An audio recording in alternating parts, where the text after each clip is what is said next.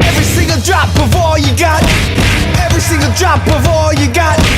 Every single bit of all you have. Every single bit of all you have. Salut les drapeaux pointus, t'es sur le tiflu de bande de fils de... Aujourd'hui dans One Punch, on va parler d'un animé qui est très spécial, très particulier, finalement je ne sais pas comment expliquer, c'est vraiment assez... C'est de la merde. L'animé du jour m'a été proposé comme d'habitude par un abonné au sourire sadique et d'une cruauté franchement malaisante. Alors je te vois venir à 15 km, oui, pourquoi que t'as pas choisi mon animé à moi? C'est parce que c'est Lucas TV, c'est parce qu'il est connu, blablabla.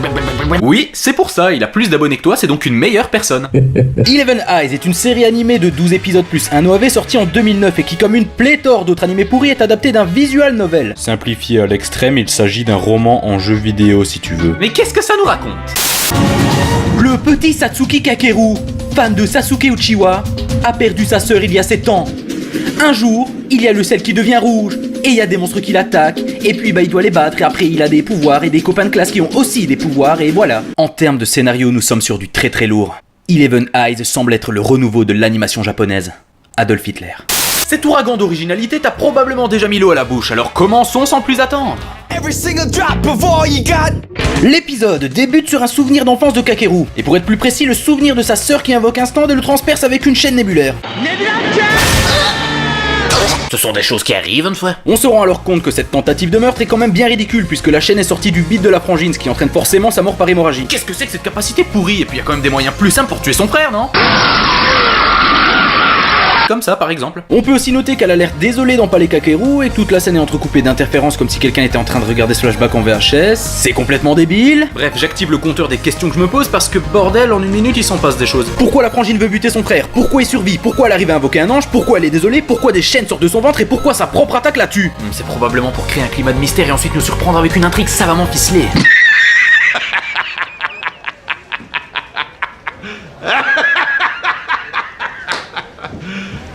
Are you serious? À moins que ça ne soit pour créer de l'intérêt chez des spectateurs très peu exigeants. On enchaîne avec l'opening qui est vraiment cool, mais seulement à condition de fermer les yeux sur tous les clichés qu'il contient malheureusement. À condition de fermer les yeux tout court en fait, il y a juste à ouvrir les oreilles.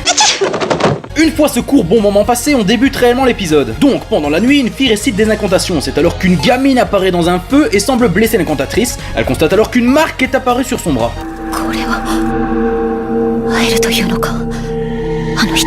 Eh bien, je ne sais pas ce que tu fais, je ne sais pas qui est cette fille, ni quelle est la marque qu'elle t'a laissée, je ne sais rien. You know nothing, Otaking. Le lendemain au lycée, Kakeru fait son beau gosse ténébreux avec son cache-œil en restant seul sur le toit de l'école. J'ai activé le compteur des clichés, ça fait déjà 4 points, et le cache-œil compte aussi dans la catégorie des questions que je me pose. Ensuite, culotte.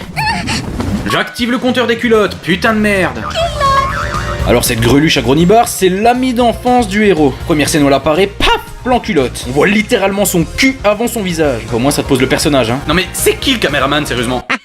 Enfin bref, les deux troufions discutent ensemble puis décident de se rentrer. Mais ce qu'ils ne savent pas, c'est qu'ils étaient épiés par une gamine à couette impassible, ce qu'on appelle une kudere. Je suis un personnage fonction. Oh là là, oui, masturbez-vous sur mon visage inexpressif. D'accord. Ensuite, Kakeru et Pantsu rejoignent 2 camarades de classe et celui qui est roux, il leur dit en gros: si vous étiez en train de niquer, vous auriez pu m'envoyer une photo. Je suis un comic relief. Rigolez à mes blagues. Voilà, pas besoin de présenter madame, j'ai une culotte à rayures et je frappe tout le temps les pervers. Ce qui est quand même un gros foutage de gueule quand on s'amuse à mettre des high kicks en mini-jupe. Connasse. Après des dialogues d'une rare finesse, la bande se sépare parce que Kakeru l'antisocial refuse d'aller faire les magasins avec ses copains.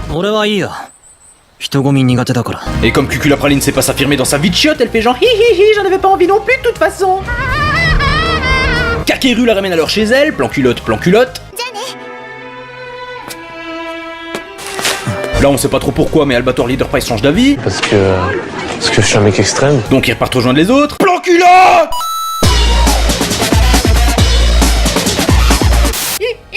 Je suis si heureuse, tenons-nous la main et puis... Oh mon dieu, une péripétie. Que se passe-t-il? Le cache-œil aurait donc un rapport avec l'intrigue, mais...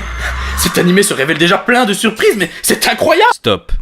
Bien sûr qu'il y avait un pouvoir ou un truc magique derrière son de signe distinctif censé le rendre cool. Fille de joie de maison close d'excréments.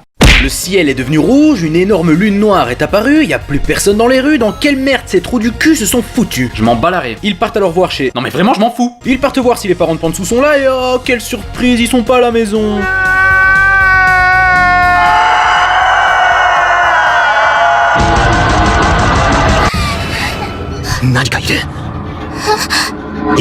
J'ai vu une gigantesque silhouette informe dans le jardin. Pansou, vite mettons-nous en sécurité sous ce ciel rouge et cette lune noire. Mais pourquoi y aurait quelqu'un au lycée spécialement abruti de service, héros de School Life Fantasy, débile, raclure de smegma, périmé, y a personne dans la ville, qu'est-ce que tu comprends pas? Gros tas de morts. Mais non, c'est juste des phallus avec une auréole, des ailes et des tentacules. Putain, leur design est tellement hors sujet que j'ai l'impression qu'ils vont les violer au lieu de les buter. Et c'est aucun des deux pour finir puisque le monde redevient normal pile au bon moment. Du coup ils boivent une tisane, ils partent se coucher, Kakeru fait un mauvais rêve avec une cité en feu et un chevalier en armure, il se réveille, culotte. On nous introduit deux nouveaux clichés, le mec qui se la pète et la coconne à lunettes. Ça en finit pas, j'en ai marre. Puis Kakeru et Pansou vont au lycée. Ils l'aiment vraiment ce lycée hein. L'école c'est trop bien, on se fait des copains. Kakeru promet que s'il se passe encore des enrôles, il protégera Pansou, ce qui l'a fait pleurer de bonheur, oh là là. Et au même moment, la forme spectrale d'une fille inconnue les observe. Un peu comme la gamine du début, ça fait 2 fois sur un épisode. D'ailleurs, cette gamine inexpressive est une nouvelle élève qui tombe dans la même classe qu'eux et qui refuse de se présenter à la classe parce que d'après elle, c'est inutile. Effectivement, c'est inutile puisque tu sers juste à vendre des figurines à des gros fragiles en manque d'affection.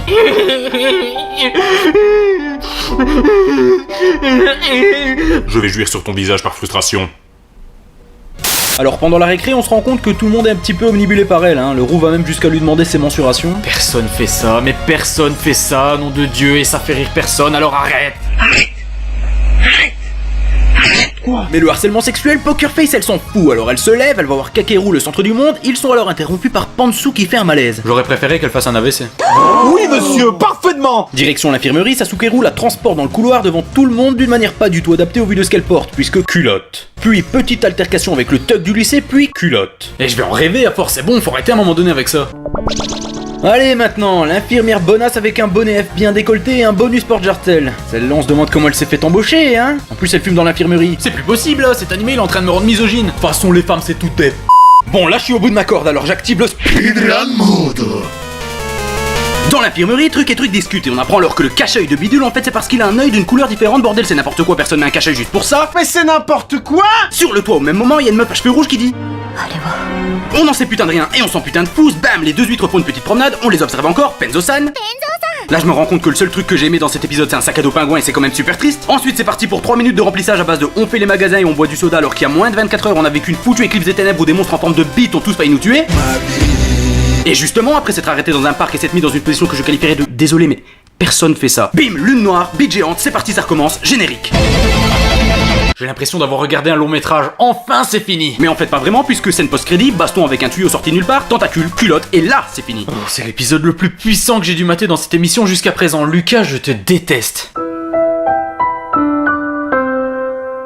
C'est laborieux as fuck de parler ne serait-ce que du premier épisode de cette bouse parce que je sais très bien qu'un otaku lambda il va penser que j'exagère, que c'est juste un animé normal et qu'il faut pas s'arrêter au premier épisode ou pire que c'est comme j'ai pu le voir sur certaines critiques, un des meilleurs shonen jamais vus. Really, nigga? Mais pour le roi des otaku, amateur de qualité extrême, chaque détail de paresse créative apparaît comme un coup de genou dans les couilles. Ça me rend fou, bon sang de Banzai, y a rien qui va, il suffit de voir les compteurs pour s'en rendre compte d'ailleurs. Hein, quoi? Il compte quoi le dernier? Ben, l'originalité. Ah! En ce qui concerne les détails d'intrigue flou, j'imagine que certains trouvent ça tout à fait normal, mais non. Il faut pas regarder toute la série pour se rendre compte que c'est mal écrit, alors abstiens-toi d'écrire ton commentaire. Connard. N'empêche, en lisant des avis sur l'animé, j'ai pu constater qu'il était souvent considéré au minimum comme sympathique, hein, une sorte de bouche-trou en période creuse. Mais respectons un peu, y a toujours mieux que ça. Tiens, l'animé Persona 4 par exemple, c'est dans le même style mais sans tous les défauts à la One is Gonna Fly. Eleven Eyes, tu vas prendre 7 gros points dans ta gueule. 1 parce que t'es qu'un concentré de clichés insupportable. 1 parce que t'as même pas ne serait-ce qu'une once d'originalité, c'est juste pitoyable. 1 parce que tu crées du mystère de façon artificielle pour te donner un air sombre et complexe alors que t'as aucune réelle profondeur. 1 parce que t'as vraiment de graves problèmes avec les culottes. 1 parce que 3/4 de tes personnages sont des meufs et on sait tous très bien pourquoi. 1 parce que tes personnages ne sont pas des personnages mais des pantins sans âme, des rôles, des fonctions, des figurines sur pattes. Et enfin, dernier parce que les animés comme toi sont tellement devenus une norme que beaucoup de gens arrivent à n'y voir aucun problème. Datte bayo! Quant au bisou, tu n'en mérites pas un seul. La Japanimation est gravement malade et tu es une de ses tumeurs. Bite. N'empêche que je me demande quand même pourquoi Lucas a maté cet animé à la base avant de me l'envoyer.